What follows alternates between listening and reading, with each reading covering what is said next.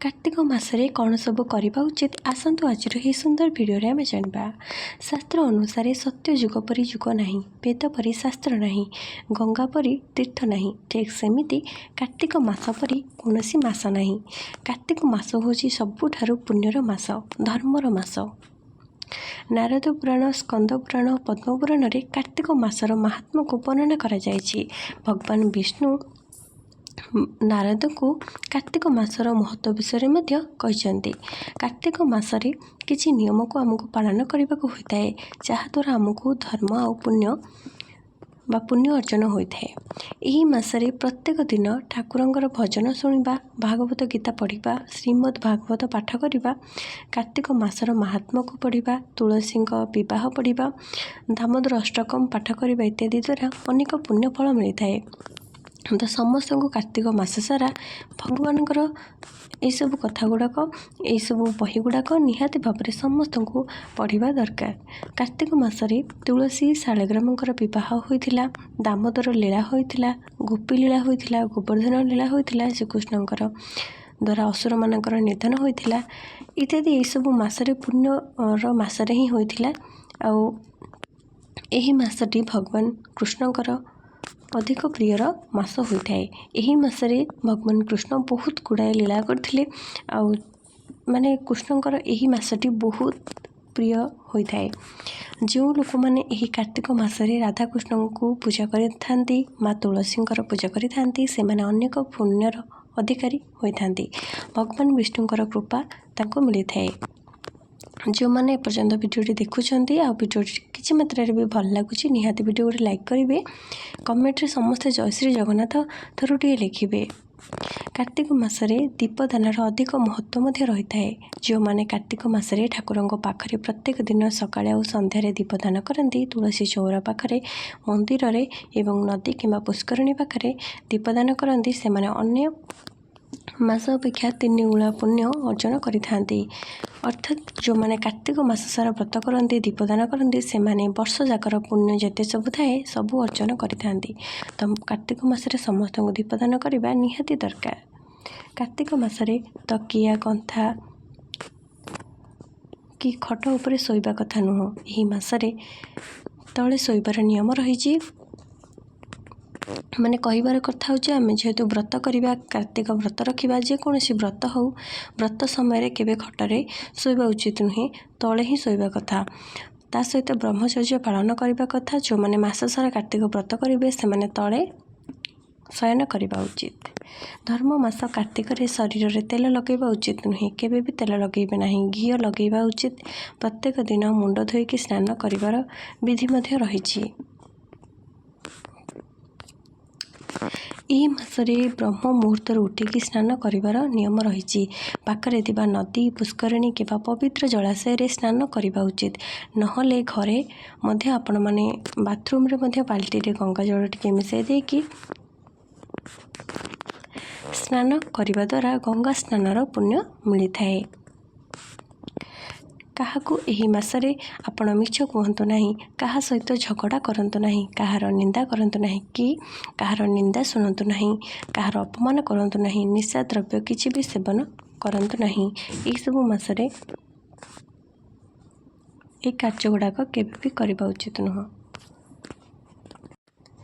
सकाळु ब्रह्म मुहूर्त स्नान पर प्रथमे तुलसी को जल अर्पण करी फूल, धूप, दीप, भोग अर्पण करी पूजा करंतु। यही मासरे माँ को निश्चय वस्त्र गोटे निहाती पिंधे दिंतु, ओढ़णी देकी सजाई दिंतु। माँ को सिंदूर निश्चय भाव लगातु एवं माँ तुलसी चारिपटे प्रदक्षिणा करंतु। आपण एमिति कले आपण को सबु तीर्थ परिक्रमार फल प्राप्ति होता है। तुलसी चौरांक पाखरे सुंदर सुंदर झोटी, चिता, मुरुजरे पकेबा उचित। मुरुज पकेबा कथा। चौरा पाखरे राधा दामोदर जगन्नाथंकर चित्र, शंख, चक्र, गदा, पद्म एसबू निहाती भाव में चित्र मुरुज सेठी पकेकी कार्तिक मासरे पूजा करा जाए चौरांक मूलरे। पुण्य मासरे दिन रे गोटे थर भोजन करिवार नियम रही। जो माने कार्तिक व्रत रखि थांती, से माने दिन रे गोटे थर हविष अन्न खाइकी व्रत को पालन करिथांती। हबिष जो मैंने करती से माने विभिन्न प्रकार पनीपरिया डाली बिरी इत्यादि खाते नहीं कि कौन मसला सेवन करती नहीं। जो मैंने व्रत करती जो मैंने हबिष पालती से खाଇବା पीवा उपरे अनेक प्रकार बारण रही है। कार्तिक मासरे जो मैंने व्रत रखी ना से मैंने कार्तिक पूर्णिमार 5 दिन आगु पंचुक व्रत निश्चय रखा उचित। जो मानकर किसी काम अच्छी ऑफिस प्रत्येक दिन जाऊँगी गृहस्थ रोचंती सेमती पालन करने नियम मास सारा माने सेमती सुजोग मिलूनी ताहले आपण माने 5 दिन कार्तिक पूर्णिमा थी 5 दिन ता आगु आपण माने पंचुक व्रत पड़े बा सप्तांग पड़े 7 दिनिया आपण से व्रत रखिपारे 5 दिन निहाती भाव व्रत करेंगे। पंचुक व्रत जो मैंने पालन करेंगे मस जाकर पुण्य मिलता है। जो मैंने माने मस सारा व्रत करना से निहाती पंचुक व्रत रखा उचित। यही मासटी भगवान विष्णु राधा दामोदर और माँ लक्ष्मी अधिक प्रिय होता है। यही मासरे अँला गछों को पूजा करा जाए जेहेतु माँ लक्ष्मी यही मासटी अधिक प्रियर मास से अँला गछों को पूजा कले अनेक पुण्य फल प्राप्त होता है। हबिष करुवा माँ मैंने दिन में गोटे थर हबिष खाई भगवान को अर्पण करने पर निजे हबिष सेवन करती अर्थात से मैंने जहाँ भी खाइबे जहाँ भी पूजा करेंगे सब भगवान को अर्पण ही करेंगे। पूर्व को मुँह करके आसन पकईकि कपाट को टिके आउ जाइए हबिष पालिबा उचित हबिष सेवन करने उचित। जमी से समय आपन को कहीं न डाकिबे कहीं आपन को डिस्टर्ब करेंगे नहीं आपन से समय टिके ध्यान देवा उचित। हबिष डालमा केवल मुग डाली ही पका जाए हबिष डालमा करा जाए से बंताल कदली गुजी सारू बा छोट सारू जहाँ को कहते आ धला कंदमूल नाली कंदमूल भी आसूची आप देखिथे नाली नुहे धला कंदमूल से पका जाए डालमा करा जाए से हलदी पका जाए नहीं लुण पका जाए फुटण केवल घी जीरा दि जाए आउ से शुखला लंका भी फुटण पका जाए नहीं यह मसला हिसाब से नि शेष में गोलमरीच गुंडा टिके पका जाए।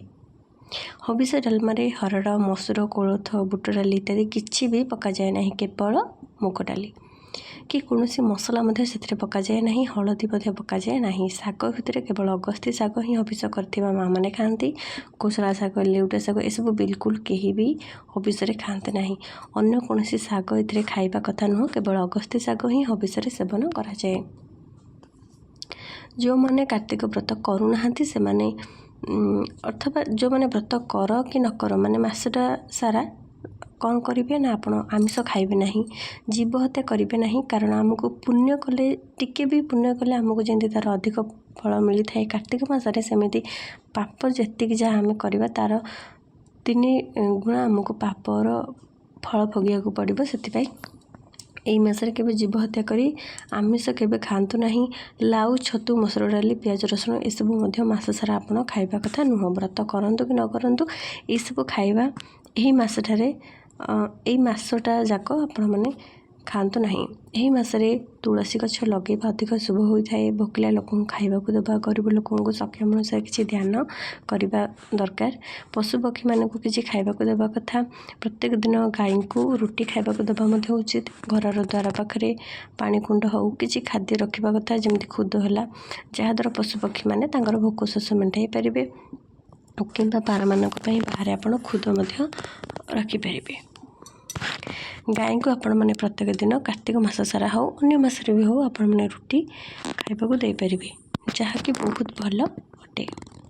आशा करुँच आज भिडियोटी आपण मानक निश्चय भल लगी जो मानक भिडियोटी भल लगे से निश्चय भिडियो गोटे छोटिया लाइक करूँ कमेंट जय श्री जगन्नाथ लिखुँ। आपड़ जदि आज दिनटे भितर कौन जगार भी जय जगन्नाथ कही ना कि लिखि ना निश्चय कमेंट आपण मैंने थरुटे लिखि दिंतु।